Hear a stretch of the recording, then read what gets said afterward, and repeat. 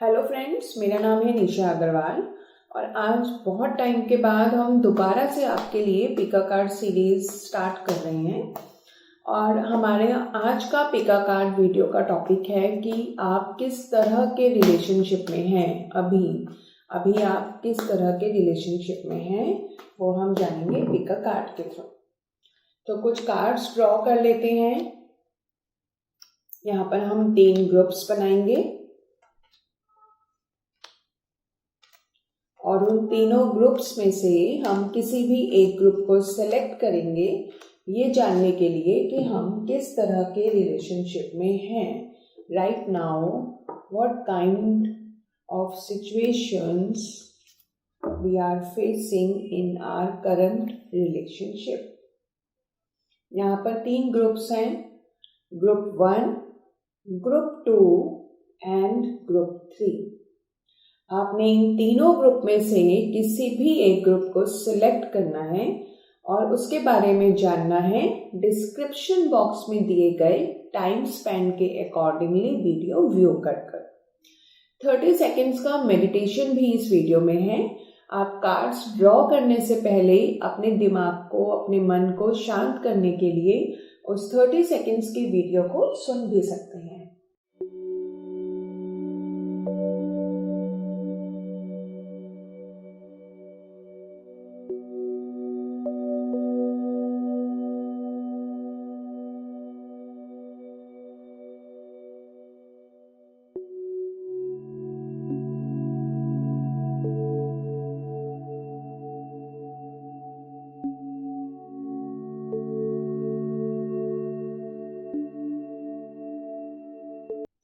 सबसे पहले देखेंगे ग्रुप 1। ग्रुप 1 जिन लोगों ने सिलेक्ट किया है उनके क्या आंसर्स हैं, किस तरह के रिलेशनशिप में वो हैं। देखिए, हमने कार्ड्स ड्रॉ किए हैं। मैं आपको क्वेश्चन फॉर्मेशन भी बता देती हूँ। तो हमने कार्ड्स ड्रॉ किए हैं कि अभी का प्रेजेंट सिनेरियो क्या है उस रिलेशनशिप का।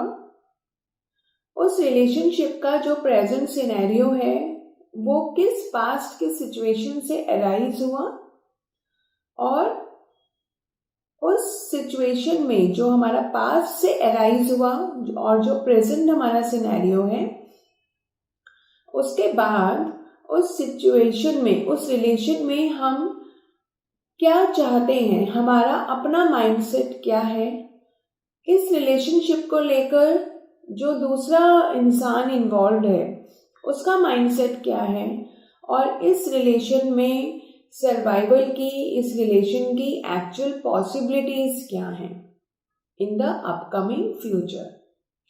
तो सबसे पहला कार्ड आया है द हेरोफेंट। हेरोफेंट इंडिकेट करता है कि राइट नाउ आपका सिचुएशन, आपका रिलेशन,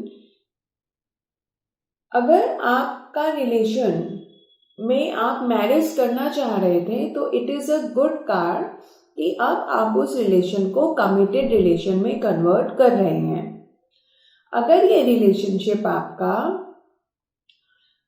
नॉर्मली चल रहा था, अभी वो मैरिज वाला सिनेरियो नहीं है, बट आप ऑलरेडी उस रिलेशनशिप में एग्जिस्ट कर रहे हैं इन अ कमिटेड रिलेशनशिप, तो द हेरोफेंट शो करता है कि maybe there are some problems and you need someone to counselling. कोई ना कोई आपको प्रॉब्लम है जिसके लिए आपको काउंसलिंग की ज़रूरत है या उस रिलेशन को ठीक से डिसिप्लिन वे में उसके बारे में रीथिंक करने की ज़रूरत है। 6 ऑफ कप्स इंडिकेट करता है, पास्ट सिचुएशन में हमने ये ड्रॉ किया है तो ये इंडिकेट करेगा कि आपकी लाइफ में पास्ट में कुछ ऐसा हुआ, आपके फैमिली मेंबर्स या आपका कोई पास्ट कनेक्शन आपके साथ आया जिसके कारण आपकी प्रेजेंट सिचुएशन ऐसी है। 7 ऑफ पेंटाकल्स इंडिकेट करता है आपका माइंडसेट इस रिलेशन को लेकर है कि आप सोच रहे हैं अभी कि मैंने इस रिलेशन को काफ़ी कुछ दिया है, नर्चर किया है और अब वो टाइम है कि मैं भी देखूं कि मेरी मेहनत क्या रंग लेकर आई है। 5 ऑफ स्वॉर्ड्स इंडिकेट करता है कि सामने वाला इंसान जो इस रिलेशन का अहम हिस्सा है वो शायद अभी अपनी ईगो में है, वो अभी उस लेवल तक सोच नहीं पा रहे हैं, वो उनका इमोशनल एस्पेक्ट कहीं लैक कर रहा है और वो कंप्लीटली लॉजिकल थिंकिंग के साथ इस रिलेशन को देख रहे हैं। वो कैलकुलेटिव हो गए हैं कि मुझे इस रिलेशन में क्या मिला और आपको क्या मिला। तो अपनी प्रायोरिटीज थोड़ा ईगोइज्म की तरफ जा रही हैं। 6 of swords is very good card because it shows कि आपका प्रॉब्लम का सॉल्यूशन है।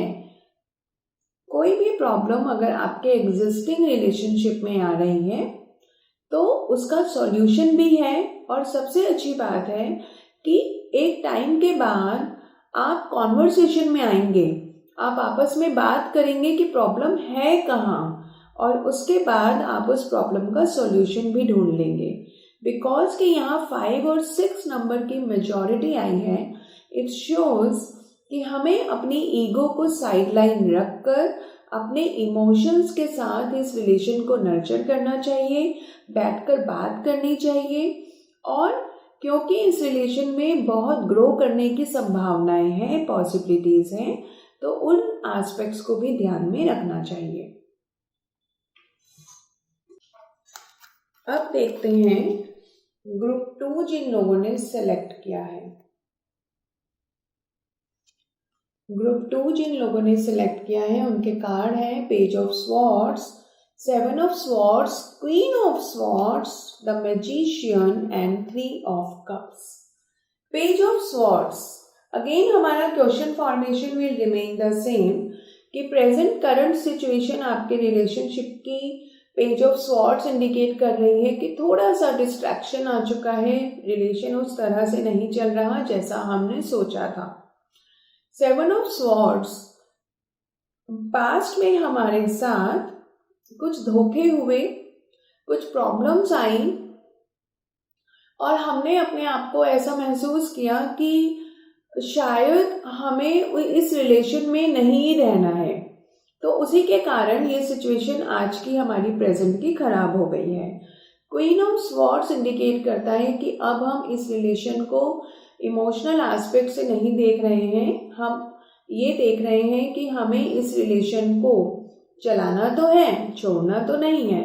तो हमारा माइंडसेट है कि हम इस रिलेशन से बाहर आना नहीं चाहते हैं, बिकॉज कि उससे हमारी बाकी बहुत सारी चीज़ें भी जुड़ी हैं, और जब हमारी बाकी लाइफ का एरिया किसी रिलेशन के ऊपर थोड़ा डिपेंडेंट होता है तो हम एक वाइज डिसीजन लेते हैं कि हमें उस रिलेशन को छोड़ना तो नहीं है। तो ये आपका माइंडसेट है।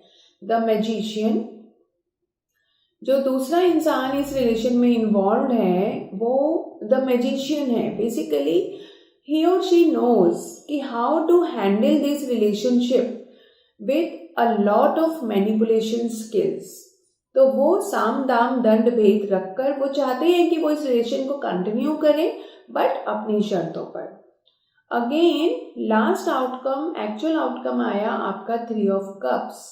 ये इंडिकेट करता है कि इस रिलेशन को अगर ठीक करना चाहते हैं तो आप दोनों को एक दूसरे को स्पेस देना चाहिए, अपनी अपनी लाइफ को थोड़ा आगे बढ़ाएं, अपनी लाइफ में थोड़ा ज़्यादा इन्वॉल्व हों, अपनी अदर प्रायोरिटीज़ के ऊपर थोड़ा ध्यान दें, तो ग्रेजुअली कहीं ना कहीं आपका रिलेशन ऑटोमेटिकली ही ठीक होना शुरू हो जाएगा। कि आपको अभी एक दूसरे के ऊपर ध्यान ना देकर अपनी लाइफ को इंडिविजुअल बेसिस पर देखना है, इंडिविजुअली अपनी लाइफ को रन करना है, और ग्रेजुअली आपके रिलेशन में इम्प्रूवमेंट आपको नज़र आने लग जाएगा। बिकॉज अगर आप अपने ही लोगों के साथ रहेंगे, जो आपके वेल विशर्स हैं, जो आपके फ्रेंड्स हैं, जो आपके कोलीग्स हैं, वहाँ से आप पॉजिटिव एनर्जी गेन करेंगे, वहाँ से आपको कहीं ना कहीं कुछ गाइडेंस मिलेगा और आपको इस रिलेशन की बर्थ पता चलेगी। तो दोनों के लिए ही ज़रूरी है कि अपने लाइफ के एरिया की जो दूसरी प्रायोरिटीज़ है उनके ऊपर थोड़े टाइम के लिए फोकस रखें। अब देखते हैं ग्रुप 3 जिन लोगों ने सिलेक्ट किया है उनके कार्ड्स आए हैं the tower, the devil, the chariot, 4 of wands and the world. The tower indicate कर रहा है करंट सिचुएशन में अनएक्सपेक्टेड चेंजेस आ सकते हैं, फोर्सफुली चेंजेस आ सकते हैं।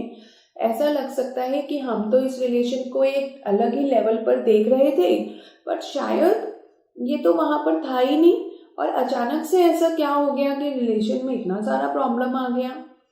तो कुछ अनकही सी बातें, कुछ अनकही सी सिचुएशन जो आप अनवांटेड, अनरिक्वायर्ड सिचुएशन का जिनको नाम देंगे वो अराइज हो सकती हैं। द डेविल इंडिकेट करता है पास्ट में शायद इस रिलेशन को बहुत ज़्यादा बांध कर रखा गया, बहुत सारी बाउंडेशंस के साथ इसको रन किया, इसमें खुलकर जीने की कोई संभावनाएं नहीं थी और ये भी हो सकता है कि हम इसको दिमाग से चलाते रहे और अपने दिल का इस्तेमाल हमने इस रिलेशन में कम किया। तो धीरे धीरे अब हमें ये शायद रियलाइजेशन हमारे अंदर आ रहा है कि इसमें तो इमोशनल कुछ चीज़ें हैं ही नहीं, ये तो सिर्फ हम चला रहे हैं, तो वहाँ से नेगेटिव एस्पेक्ट आ सकता है। द चैरियट, आपका माइंडसेट ये कहता है कि आप सही और गलत में अब डिफ्रेंशिएट करने लगे हैं, आपको मालूम चलने लगा है कि इस रिलेशन में मैं हूँ बट मेरे साथ क्या गलत हो रहा है या मैं दूसरे के साथ क्या गलत कर रहा हूँ या कर रही हूँ। 4 ऑफ वॉन्ड्स इंडिकेट करता है कि दूसरा इंसान जो इस रिलेशनशिप में है वो तो फ्री माइंड के साथ इस रिलेशनशिप में है, वो तो कंफर्टेबल है, वो कंफर्ट जोन में है अपने, उन्हें ऐसा कुछ नहीं लग रहा है कि रिलेशन में कुछ प्रॉब्लम्स हैं। उनको ऐसा भी लग रहा है कि ठीक है कुछ प्रॉब्लम है भी तो सॉर्ट आउट की जा सकती हैं, इसको देखने का नजरिया बदला जा सकता है। And the world, actual outcome of your relationship is the world and it is a good indicator कि समय के साथ आप दोनों ही इस रिलेशन को अच्छा बना लेंगे, अपनी मैच्योरिटी के साथ, अपनी एक्सपीरियंस के साथ। जो आपका लाइफ का अपना एक्सपीरियंस रहा है आप उसको यूटिलाइज कर अपनी बातों को समझकर पूरी मैच्योरिटी के साथ इस रिलेशन को सुधार सकते हैं। कुछ हिडन चीज़ें हैं जो शायद आपके सामने अभी रिवील नहीं हुई हैं, बट एक दूसरे को जब आप इसमें बातचीत में आएंगे, कॉन्वर्सेशन में आएंगे और अपनी मैच्योरिटी का यूज़ कर बहुत ही टू द पॉइंट फोकस्ड वे में इस रिलेशन को देखेंगे तो आप इसको ज़रूर ग्रो कर सकते हैं। इसी तरह से आप पिक अ कार्ड रीडिंग के लिए हमारे साथ जुड़े रहिए। Thank you so much.